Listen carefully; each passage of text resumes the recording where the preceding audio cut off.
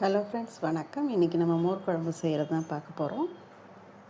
மோர் குழம்புக்கு ஆல்ரெடி ஒரு ½ an ஹவராக 2 spoon மல்லி விதை, 1 ஸ்பூன் துவரம்பருப்பு, 1 ஸ்பூன் கடலைப்பருப்பு ஊற வச்சுருக்கேன். அதை தேங்காய், கருவேப்பிலை, 1 ஸ்பூன் சீரகம், ஒரு 5-6 பச்சை மிளகா, அதோட உப்பு, பெருங்காயம், மஞ்சப்பொடி எல்லாத்தையும் சேர்த்து மோர் விட்டு அரைச்சிக்க போகிறோம். தயிரை நல்லா கடைஞ்சி மோராக்கி வச்சுக்கோங்க. அந்த மோரை விட்டு மிக்சியில் அரைச்சிடுங்க. நல்லா அரைச்சதுக்கு பிறகு அதை ஒரு பாண்டியில் போட்டு பொங்க விடுங்க. அதாவது கொதிக்க விடக்கூடாது. ரொம்ப கொதிச்சிச்சுன்னு சொன்னால் டேஸ்ட்டு மாறிடும். ஸோ நல்லா எல்லாம் சேர்ந்து நல்லா சூடாகி லேசாக பொங்க வரும் பாருங்க. அந்த மாதிரி சமயத்தில் நிறுத்திடணும்.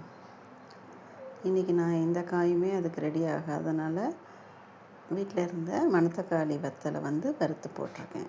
ஸோ இது மாதிரியும் போடுறதுண்டு காய் இல்லாத சமயங்களில். அதோட கடுகு, உளுத்தம்பருப்பு, சீரகம், மிளகாய் வத்தல் தாளித்து கொட்டியிருக்கேன். அதோட மேலே கருவேப்பிலை, கொத்தமல்லி போட்டுட்டிங்க சொன்னால் அருமையான மோர் குழம்பு ரெடி ஆகிடும். இது போல் செஞ்சு பார்க்கலன்னா செஞ்சு பாருங்கள், செம்ம டேஸ்ட்டாக இருக்கும். செஞ்சுட்டு ஃபுல்லாக மூடக்கூடாது, லேசாக திறந்த மாதிரி மூடி வைக்கணும். இல்லாட்டினா மோர் குழம்பு நீர்த்த மாதிரி ஆகிடும். ஸோ இது மாதிரி டேஸ்ட்டாக செய்யுங்க நீங்களும். அடுத்து ரசத்து பருப்பு, தக்காளி, பச்சை மிளகாய் சாதம் வைக்கும் போதே வேக வச்சுட்டேன். அதோட பக்கத்துலேயே ஒரு நெல்லிக்காய் அளவு புளியும் வச்சுருந்தேன். ஸோ அந்த புளியை நல்லா கரைச்சிட்டு இந்த வேக வச்ச பருப்பு எல்லாமும் போட்டுட்டு மஞ்சப்பொடி, பெருங்காயம், உப்பு எல்லாம் போட்டு வேண்டிய அளவு தண்ணி சேர்த்து நல்லா பொங்க விட்டுட்டிங்க. நுர வர மாதிரி பொங்கிடுச்சுன்னு சொன்னால் அதை இறக்கி வச்சு 1 ஸ்பூன் மிளகு சீரக பொடி போட்டு கொத்தமல்லி தூவி இறக்கிட்டிங்கன்னு சொன்னால் நல்ல வாசனையான ஒரு ரசம் ரெடி ஆகிடும் நமக்கு.